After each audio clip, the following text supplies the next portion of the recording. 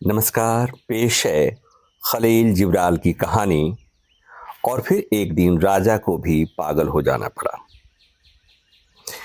गांव में दो ही कुएं थे, एक गांव के बीचों बीच और दूसरा राजमहल में।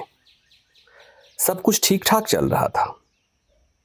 इसी बीच अचानक राजा को एक दिन इल्हाम हुआ कि क्यों न गांव के बीचों बीच जो कुआं है उसमें कुछ ऐसा मिला दिया जाए ताकि पूरी प्रजा ही पागल हो जाए, और फिर तो मौजा ही मौजा। राजा ने ऐसा ही किया।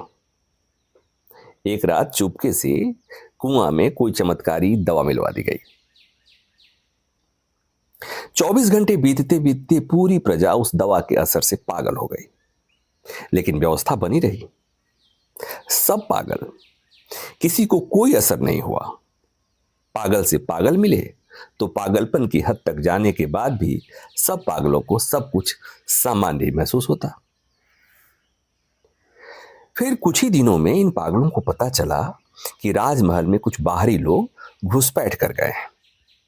बड़े अजीब लोग हैं, अजीब अजीब हरकतें करते हैं। पागलों को लगा कि ये लोग तो गांव के लिए खतरा हैं। सो सारे पागलों ने मिलकर एक दिन राजमहल की घेराबंदी कर दी। राजा घबरा गया। वजीर को बुलवाया गया। राजा ने वजीर से पूछा, कोई रास्ता निकालो। वजीर ने तत्काल रास्ता सुझाया। महाराज, जल्दी जाकर गांव वाले कुएं से पानी पी ले, नहीं तो ये पागल आपको छोड़ेंगे नहीं। राजा गुप्त रास्ते से उस गांव वाले कुएं तक पहुंचा और पानी पी ली। अब राजा भी पागल।